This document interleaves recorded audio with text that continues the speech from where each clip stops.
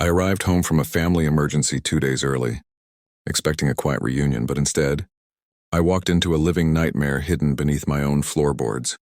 The red-eye from Boston touched down in Seattle just after sunset. I was completely drained.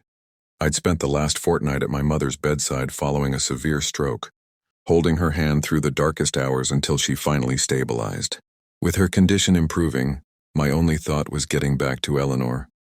My wife suffers from early-onset Alzheimer's, and leaving her for that long felt like abandoning a child. When I pulled into the driveway, the house was pitch black. That was the first red flag. It was barely 8:30 p.m., and Eleanor always kept the porch light on. I dragged my bags out of the trunk, anxiety tightening my chest as I fumbled for my house keys. That's when the noise started. It was a low, rhythmic pounding, echoing from deep inside the structure. My blood ran cold. I jammed the key into the deadbolt and shoved the door open. The noise was distinct now. Someone was hammering against wood, accompanied by a raspy, muffled pleading. It was coming from the cellar. I abandoned my luggage in the foyer and sprinted to the basement door. It was secured with a heavy-duty padlock that hadn't been there when I left. The banging became frantic, almost violent. "Eleanor!" I screamed, my fingers scrambling over the cold steel of the lock. A voice drifted through the wood, barely a whisper. "Help, please." Adrenaline surged through me. I ran to the garage, seized a crowbar from my workbench, and returned to the door. With 3 savage strikes, I ripped the hasp from the frame. The door swung inward, and the stench hit me like a physical blow. Ammonia, stale sweat, and rot. I flipped the switch, and my knees almost gave out. Eleanor was huddled at the base of the stairs, trembling violently. Her nightgown was in tatters, covered in filth. Her face was skeletal, lips parched and cracked. She squinted up at me, her eyes filled with a terrifying mix of confusion and fear. "Arthur?" Her voice was a dry rattle. Is that you?" I vaulted down the steps and gathered her into my arms. She felt fragile, like a bird. How long had she been trapped down here without sustenance? "I've got you, Elle. I'm here," I choked out. I carried her up to the living room, my mind reeling. Who could do this? How? I gently placed her on the sofa and dialed 911. My hands shaking so badly I dropped the phone twice. While giving the dispatcher our details, I scanned the room. The house felt wrong. The furniture arrangement was off. Strange cardboard boxes were stacked by the window. Eleanor's daily medication organizer was missing from the kitchen island. Paramedics stormed in minutes later. They assessed Eleanor immediately. Severe dehydration, malnutrition, and the onset of hypothermia despite the mild September weather. "Sir, when was the last time you saw your wife?" one medic asked, checking her pulse. 2 weeks ago, I stammered. I left her with our daughter.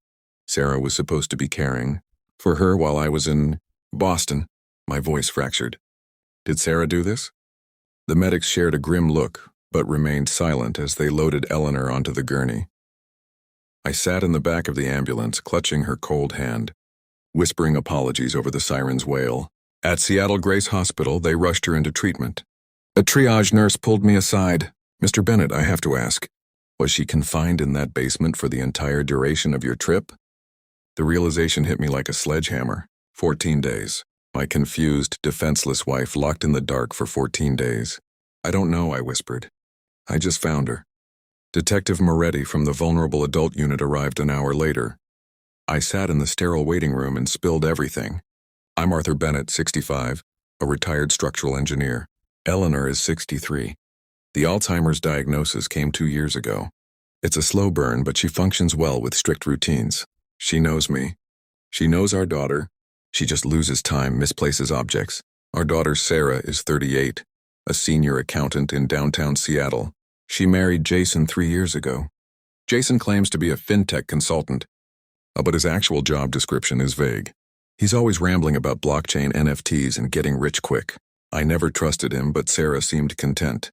When my mom had her stroke, Sarah insisted on stepping in. "Dad, go," she had said. "I'll handle Mom. You focus on Grandma." I was so grateful. Sarah knew the routine, knew the meds, knew how to handle the sundowning episodes. I called daily from Boston. For the first week, Sarah answered. "Mom's great, Dad. We're watching movies." "She's eating well." Week 2, the calls went to voicemail. Texts replaced her voice. "Super busy with Mom. She's good. Talk later." I tried calling Eleanor's cell, but it was dead. I convinced myself it was fine. Sarah was capable. Detective Moretti scribbled notes, his face unreadable. Then he asked the question that stopped my heart.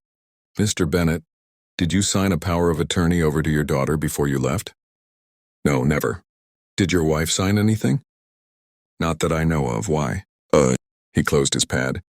"We need to dig deeper. This looks like more than just negligence." Eleanor spent 3 days in the ICU. As they treated her, she kept asking for Sarah. "Where's Sadie?" "She was just making me tea." "No, honey, she wasn't," I'd say gently. While Eleanor slept, I went home to investigate. What I discovered made me physically ill. The basement door had been locked from the outside. A bucket sat in the corner, her toilet. A single ragged blanket on the concrete. No food, no water. The bulb had been unscrewed. My wife, who loves the Mariners and gardening, had been imprisoned in total darkness. Upstairs, I found the smoking gun. Sarah's laptop was on the dining table, logged in. I'm not proud of snooping, but I opened her folders. What I saw was cold, calculated malice. Scanned PDFs of power of attorney forms with Eleanor's shaky signature, real estate deeds, bank logs, and a folder titled Apex Opportunity Jason's Fund. My hands trembled as I clicked through. While I was away, Sarah had dragged Eleanor to a notary, some unscrupulous shop in Tacoma, and had her sign POA papers, likely convincing her it was just paperwork for Dad. With that document, Sarah drained our savings. $75,000 meant for Eleanor's future care. Then she opened a home equity line of credit for another $100,000. We'd been mortgage-free for decades. Now we owed the bank 6 figures. All $175,000 was wired to Apex Ledger Corp. Quick search revealed Apex was Jason's shell company, registered 6 months prior for crypto asset management. They funded his scam with my wife's confusion. But the cruelty was what broke me. They couldn't risk Eleanor answering the phone if I called. She would have mentioned the notary, the weirdness. So to keep her quiet, they locked her away. I found a text thread between Sarah and Jason from day 3. "Jason, she's crying for your dad again. This is risky. Sarah, she'll forget. Give it 24 hours. The confusion works in our favor." "Jason, what if a neighbor hears?" "Sarah, no one visits. We're clear. They planned it. They knowingly tortured a vulnerable woman to rob us blind." I called Detective Moretti instantly. He arrived with backup, and I handed over everything. The laptop, the docs, the texts. "Mr. Bennett," Moretti said, his jaw tight. "This is kidnapping, elder abuse, and grand larceny. We have enough." "Where is she?" I demanded. "We're finding her." Sarah and Jason lived in a trendy loft in Belltown. Police raided it an hour later. They were gone, but the apartment told a damning story. It was gutted. Valuables missing. But in the shredder bin, officers found scraps of one-way, tickets to Lisbon, and an email regarding a 6-month villa rental. They were fleeing to a non-extradition haven with our money. But they underestimated my mother's recovery. I came home 3 days early. If I had stayed the full 2 weeks, Eleanor would have died in that basement. Sarah and Jason would have found the body, played the grieving family, and vanished before the autopsy. "Your early flight saved her life," Moretti told me. The thought that my little girl, the one I taught to drive, who cried when she scraped her knee, was willing to let her mother die for cash. It destroyed me. The manhunt went public. Their faces plastered every local news channel. Couple wanted for brutal elder abuse. My phone exploded with calls from friends and reporters. I ignored them all. My focus was Eleanor. She came home on day 4. Physically, she was healing. Mentally, she was shattered. She kept asking, "Is Sadie coming over?" How do you tell an Alzheimer's patient their daughter is a sociopath? I couldn't. I just held her hand and said, "Sadie is away for a while." On day 6, authorities caught them. They were attempting to board a connection to London at SeaTac Airport. Border agents flagged their passports. Moretti called me. We got them. I felt zero joy, just a hollow ache. The charges were severe. Aggravated elder abuse, kidnapping, fraud over $5,000, forgery. Jason caught extra heat for his fund, which was verified as a Ponzi scheme. He had swindled 20 other seniors, promising massive crypto returns while paying off earlier investors. The district attorney, a fierce woman named Patricia Vance, met with me. "Mr. Bennett, the cruelty here is unprecedented. We are seeking maximum penalties." "How long?" For Sarah, 8 to 12 years. Jason, maybe 15. And the money? Vance sighed. That's gone. Jason's accounts are empty. Spent or moved offshore. Our life savings, gone. Did she know? I asked. Did Sarah know it was a scam? Yes, Vance said, sliding a printed email across the desk. She helped create the fake ledgers. She was a co-conspirator, not a victim. The bail hearing was excruciating.